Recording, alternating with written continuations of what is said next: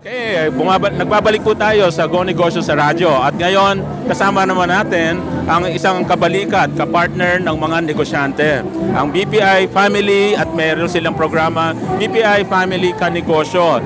And here with us ang mga bossing ng BPI Family Kanegosyo at ng BPI Family, si Miss Jean B at si Miss Sedoy Roses. So magandang umaga ngayong hapon. Yun ang greetings namin kasi parating umaga. Okay. Alright. Magandang umaga sa iyo, Mon. Salamat sa iyong pag-imbita sa amin dito sa iyong programa. Yes, thank Salamat. Good morning sa mga negosyante out there. So, kaya in-interview namin, pinilit namin kayong ma-interview kasi alam namin marami kayong programa sa mga negosyante, lalo na yung mga kumukuha ng franchise. Siguro medyo kwento naman natin, ano bang ino-offer ng BPI Family Kanegosyo sa mga SME lalo na at yung may mga franchise? Yung mga sa mga franchise kasi hindi siya yung normal loans, di ba? Ang ginagawa namin sa mga franchising loans namin is customized. So anong kailangan ng financing requirement ng isang business, iba-iba kada business, iba-iba yun eh. So ang terms niya is customized kung anong finance ng negosyo. For example, this brand, iba na naman yung payback period, iba naman ang payback period ng isang brand. So it's really customized, hindi kagaya ng, so depende sa cash flow and investment. Oh, okay. At ang mga typical loan amount naman dito, gaano kalalaki? Well, it depends kung ano ang kailangan nila. Depende rin sa kind of business nila. 'Di ba? So, tinitingnan namin kung ano yung kapasidad ng bawat business. Kasi syempre, ang loan dapat kaya din nilang bayaran. Kasi we don't want naman na hindi nila mababayaran ang loan nila dahil wala na silang pangbalik, 'di ba? Okay. Siguro, kailangan sabihin natin, ang loan ba binabayaran? Dapat binabayaran. Binabayaran pala ang loan.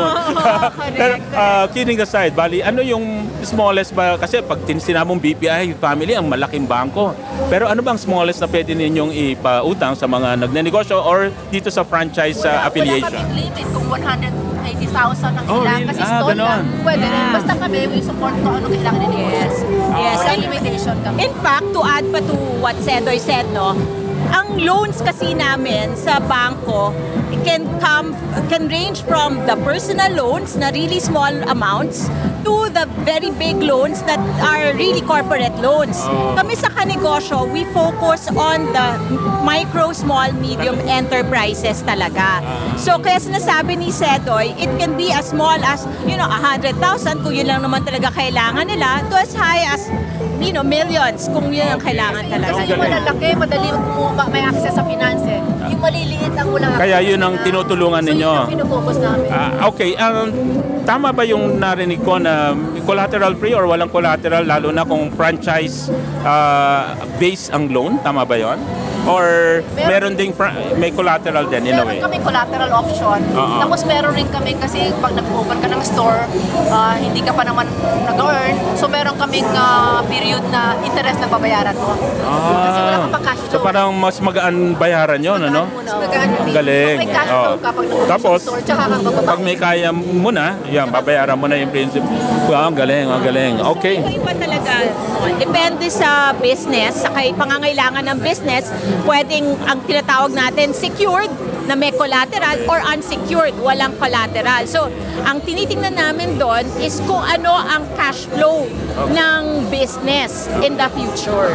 Cash flow, mga kababayan, ang sinasabi ay merong parang kikitain yung negosyo na papasukan para naman makakatulong Pambayad ka din. sa pambayad. Diba? Dahil ang turo sa atin, babayaran ang utang. Alright. At saka partner Mon, marami sa mga listeners and viewers natin, ayan, imbitahan na natin sila. Marami po na-intimidate kapag bangko. Iniisip nila, naku, marami requirements, mahirap silang lapitan. Baki-invite po yung ating mga listeners and viewers. Siguro para hindi mahirapan sila kung minsan na intimidate ka sila. Meron kami kasing website bpiloans.com. So meron kaming, pwede ka muna tumingin doon kung anong mga requirements. Pag ready ka na, in fact doon meron kaming franchise finder eh. So pipili ka na anong gusto mong industry, anong gusto mong brand. Tsaka pwede mo i-contact yung business development officer ng negosyo doon. Para pag ready ka na, tsaka ka pupunta sa amin for financing. So it makes it easier ka na. Alright. At saka ang BPI family, I'm sure ito maraming branches. Pupunta na lang. Yes, that's right. Tama yan, Mon.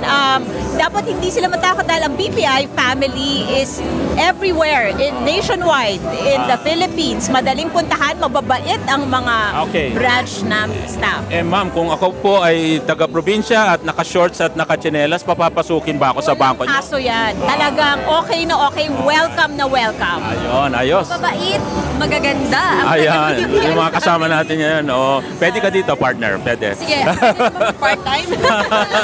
Alright, so maraming salamat po sa BPI Family Kanegosyo. At siguro imbitahin ninyo ang mga possible borrowers, lalo na kung magpa-franchise. Ang balita ko, madaling kumuha sa BPI Family, lalo na kung accredited franchise ang papasuking negosyo. Yeah, so iniimbitahan po namin kayo, mga negosyante, ang mga ating kapwa Pilipino na nag-iisip magkaroon ng isang business o negosyo.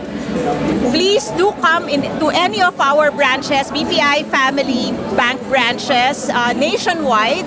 Siguradong aasikasuhin kayo at sasagutin ang lahat ng inyong mga tanong tungkol sa financing. Alright. Okay, so thank you very much. Salamat po. At yung mga bosses natin pretty girls. Ayos. Maraming salamat. Partner mo, susunod na tayo. Okay, partner.